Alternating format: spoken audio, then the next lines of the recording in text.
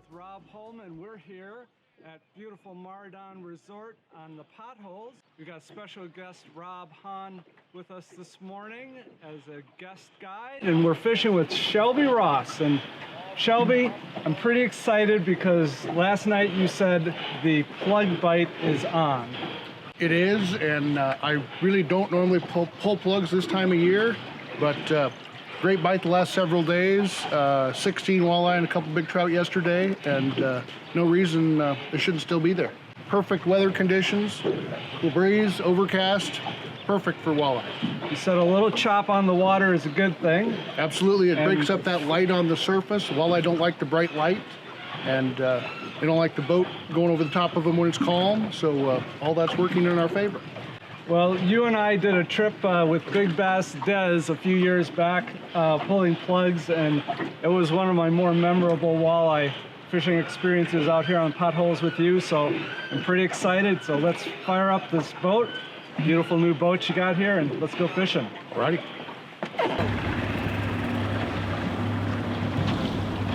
Everybody ready? Yeah.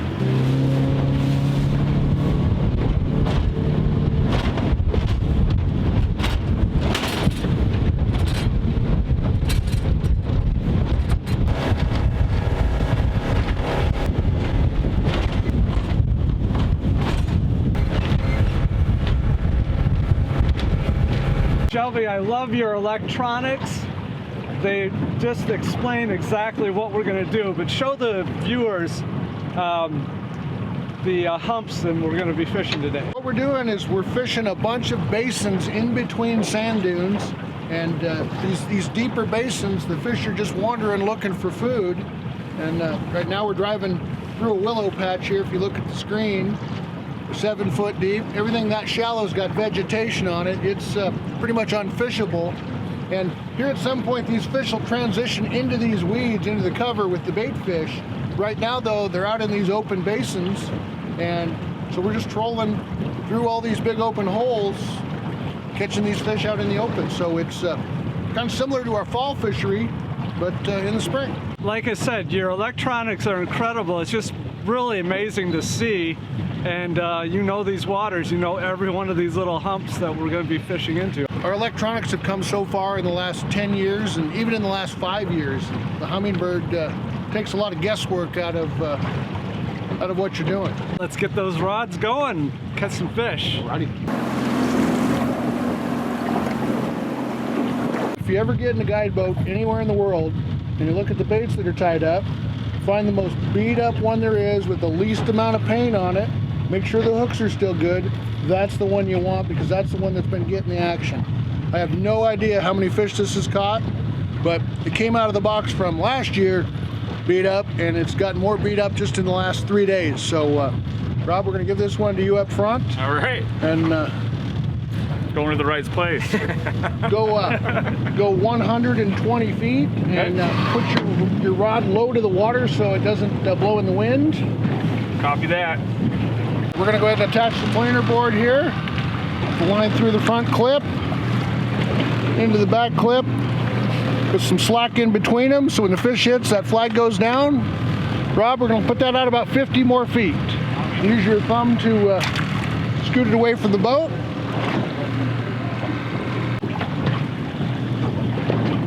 And run the straight rods, no planer board, straight out the back.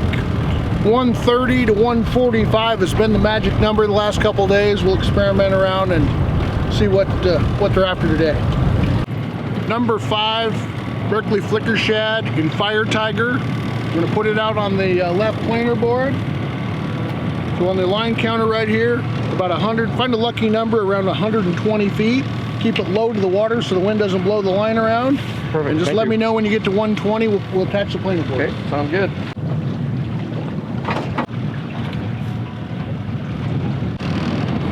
Use your thumb to go out slow. Go out another 50 feet out to 180. Okay, 170.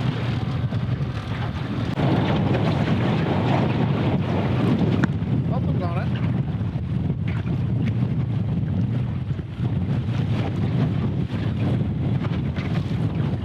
Something's on there. I have no idea what it is. Down. There it's waking up.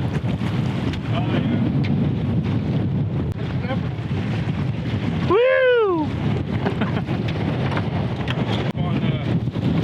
Wake up. Oh, look at that. Got the skunk off. He's not giant, but he's a start. He didn't even know he was hooked. He was just along for the ride. That's a nice fish. It's on the scarf of the messed up hook. Yep. Come back out, keep it low to the water so it doesn't blow in the wind.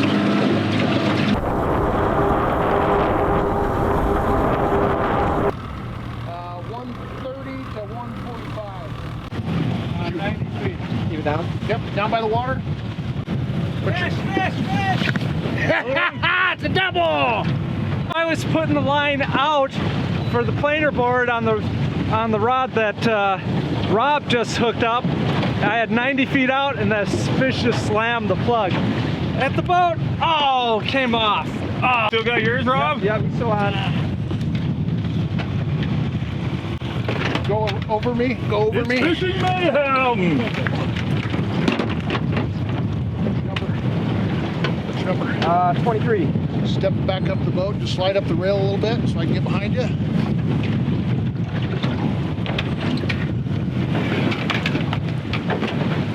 Nice fish. Nice fish, Rob.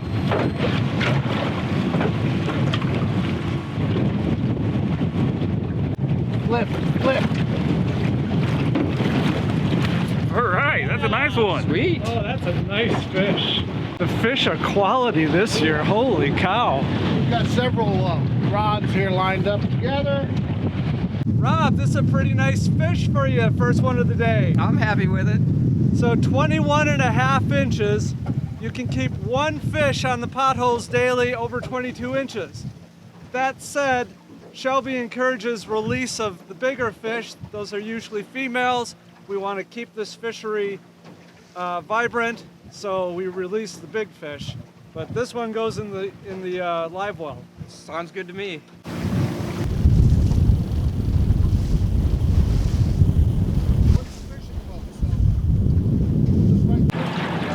Fish after fish after fish. Fish on the planer board.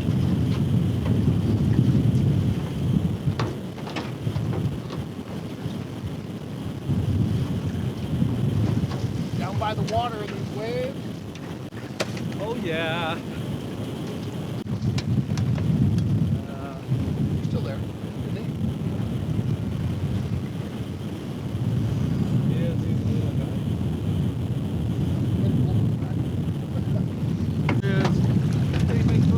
Didn't know he was hooked. Yeah, Left on his way in. good. Guys, I got a 5. We had a little bit of mayhem there back there, didn't we, Shelby? Yeah, we're fighting the wind, we're fighting a kicker motor, and fighting some fish at the same time. Yeah, it kind of was a perfect storm, but oh, we got 3 fish in the boat already, lost a couple. Off to a good start. Let's get some more. Shelby, I noticed one of the things you did is put out a sea anchor, and explain why you did that.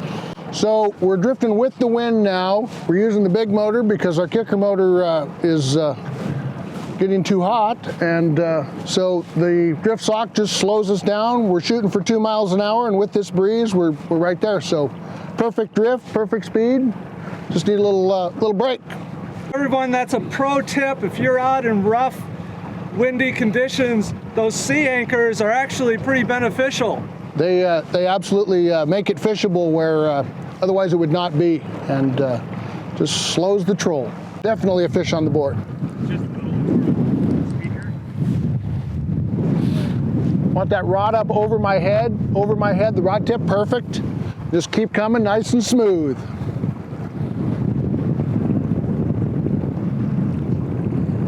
This one's got a little more oomph to him. Yeah, it does. Keep getting the big ones. Oh yeah. Just keep tension on me, keep tension on me. Now go to the side, right down by the water. Keep that fish down, not up on the surface where they get a chance to get loose.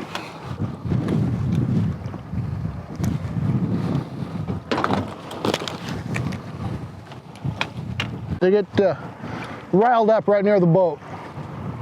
When I tell you you're going to lift that rod toward me. 20. 10.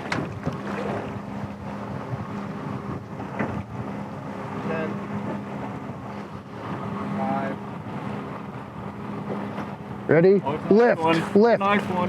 Nice. Oh, that fish. And he's off in the net. Nice work on the rod. If you'd have given him any slack, he'd have swam away. Wow, look at that. That's a heck of a walleye, man. Yeah, it is. It's a nice class of fish this year, Shelby. Yes, it is. Oh, You told me in the past it's kind of a cycle depending on the feed and the population on the size of these walleye. you know, and if you look at our past videos, the size of the fish we were catching 5 years ago, this would be the big fish of the trip. Now it's average. That's great. Going to put him on the board, kind of have a personal policy of mine. If it's over 22, we're letting it go. I don't think he's quite there. I think he's 20 and a half, but we'll measure. Sure. Not a big deal to keep some fish for dinner, but no reason to keep them all.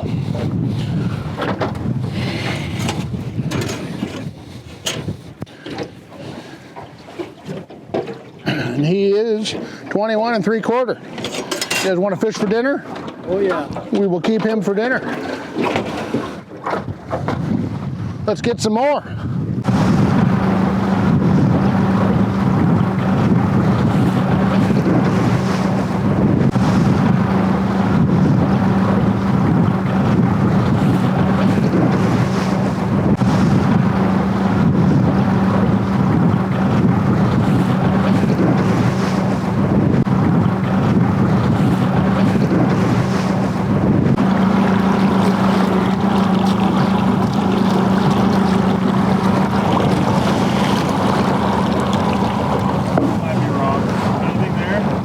Nope.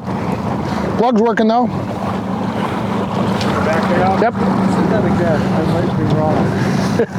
I once thought I was wrong, but I was mistaken. Shelby, explain to our viewers the advantages of running planer boards. So what the planer boards do is a couple different things for you. It allows you to fish a wider swath of water by pulling your bait out off to the side there, and it puts your bait in undisturbed water where you're not running over those fish with the motor. And on a windy day like this, that's really not so critical. When it's dead flat calm and sunny, getting that bait out away from the boat is critical. And a lot of our biggest fish of the year are caught on the planer boards. I think a lot of it's because you're not running them over with the motor, and the 26-foot shadow driving over the top of them doesn't help the bite either on a calm, sunny day. Day like today, we're really just using it to spread our set out. All right. So pulling the plugs versus bottom bouncing, which is kind of the traditional spring method, we're covering 10 times the water at 2.5 miles an hour versus 1 mile an hour dragging a worm on the bottom. So Plus the spread, more opportunities absolutely. to encounter fish. Yep. All right, thank you. More action after the break. Fish on. Bite slowed down a little bit, but still interest. Came on. Honey old. Oh yeah, limb cod. Oh, stick. It's a trophy limb cod. A limb cod. This is what you live for. Fish on the planer board. Boy, it's pretty fun to watch those flags go tilting over. It means you got a good fish. The release right there is critical. That's when you can lose these fish, so it's really important to make sure your line there's no slack in it when it's released. That's a good fish. We really haven't seen many of the 12, 13 inches, or any. Don't say that, Rob. No, it's been just one quality fish after. Oh, nice head shake. This is a good fish. One quality fish after another.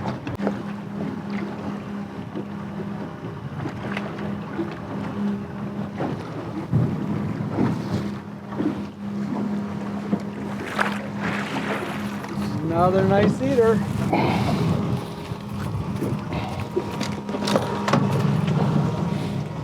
You want to do it? Yeah. I'll drive. Shelby uses a rubber net, which is really important, especially when you're fishing with trebles. It's just nice, easy to get the hooks out of the net for sure. And it's better on the fish. So Shelby, we've got a flicker shad here, right? Yep, that's a Berkeley flicker shad in number 5 in fire tiger color. And if you can only have one lure on Potholes Reservoir and had to figure out a way to eat, I'm taking a number 5 in fire tiger. Now, there's another, there's a lot of different plugs out there. Why do you pick this one as opposed to some of the other ones? So the flicker shads are kind of Berkeley's answer to the Rapala shad wrap. This is the shad wrap right here in my hand, but they're kind of different animals. The shad wrap is a balsa wood bait. The flicker shad is plastic with internal rattles. They're real similar in size. There's a couple more foot of dive depth in the same number 5 in a flicker shad versus the shad wraps and those rattles. And sometimes that little extra dive depth means catching fish versus not. Sometimes it means being hung up versus not too. So, yeah. And the flicker shads are half the price of a shad wrap, which sure doesn't hurt when you burn through some crankbaits. Because you are going to lose a few. You're going to lose a few. One thing to keep in mind with the flicker shads, because of those rattles in the package, and you can hear them rattling, brand new in the package, if you take that bait, take it to the side of the boat, break those rattles loose. Now it seems like they'll settle either in manufacturing or in shipping.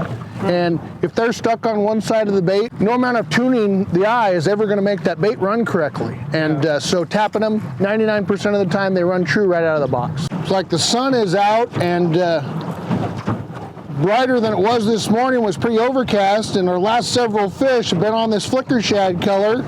So we're going to change this rod to that same fire tiger color. And this morning, the slick mouse was the color of choice. Now, like I say, it seems the fire tiger is coming on, so we're going to get some more of them out. Yeah, I was letting Up, out and the up. flag went off. It hit a couple times, nice. It hit a couple times real nice. Are we still there, Shelby? Real. Oh yeah.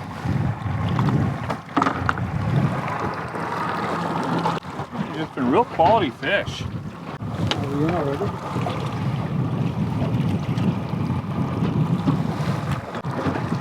Almost as big as the last one I just caught.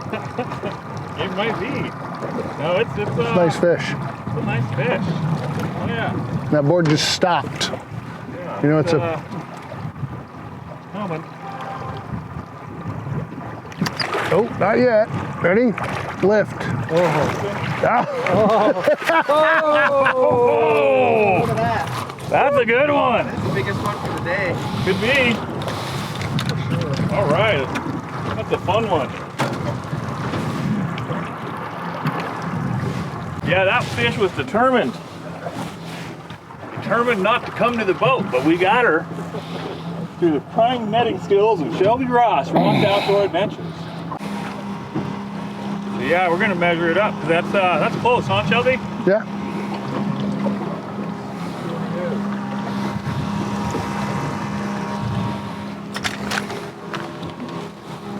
That is 22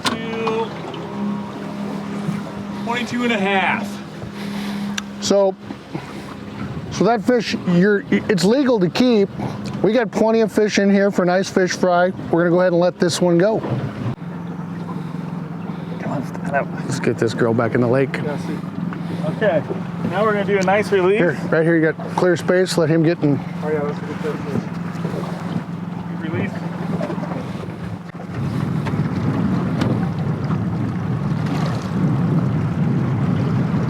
Good breeder out there, huh? 500,000 eggs in a mature female. Hey, if you're looking for some good fishing out in the potholes, check out Shelby Shelby Ross Outdoor Adventures, and you too can be on fish like this. Nice release.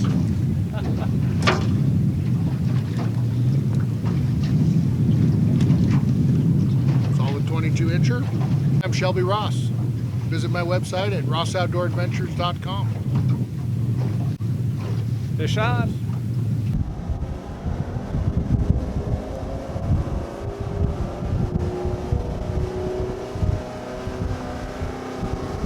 It's been a fun day out here for Ross Outdoor Adventures. Shelby Ross. Yeah, take a picture. I want a picture, Shelby. Got us on, we're wrapping up the day.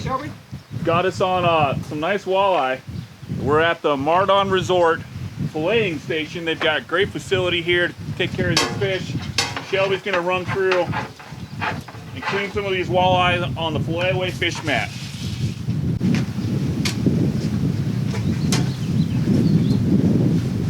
So Shelby, walk me through what we're doing here. We bled the fish. We've taken 45 pictures of them. Now we're going to fillet them and bag them, and you guys are going to take them home and enjoy them. So we have photographic evidence of all this, right?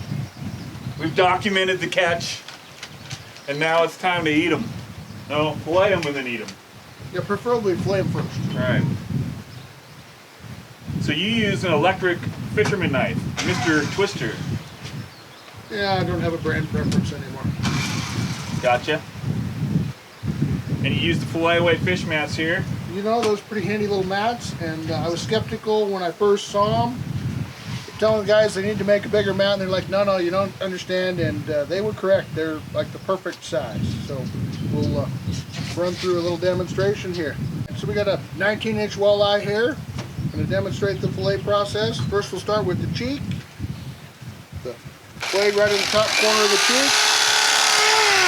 Round like a smile. Pull it up a little bit.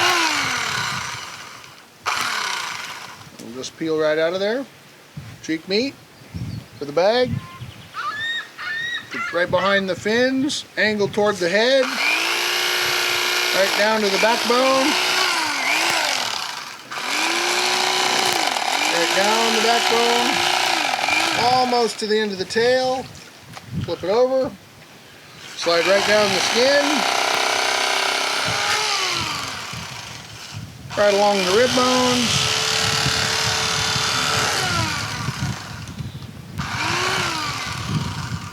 One nice fillet there. A little bit of rib meat left on the back of the rib cage. Right down to the edge of the bones. Don't cut through. A chunk of rib meat. That's all there is to it. Repeat on the other side. All right, so we've got our fillet here. And normally people put them right in the bag. I'll show you one more little trick here to make eating your fish even more enjoyable. So this is the tail end. I've rinsed this fillet. I'm going to take my thumb. I'm going to put it right in the center between the two halves. This is the tail end. And just pull this little strip here. This side clean, ready for the bag. On this other side, we've got this strip here, this red strip. I'm going to pinch a little bit. Again, on the tail end. It's a one-way zipper. It only peels one way. You just pull. Get rid of that blood vein and those little pin bones, and you've got nothing but meat. And that was the fillet away fish mat with Shelby Ross, Ross Outdoor Adventures.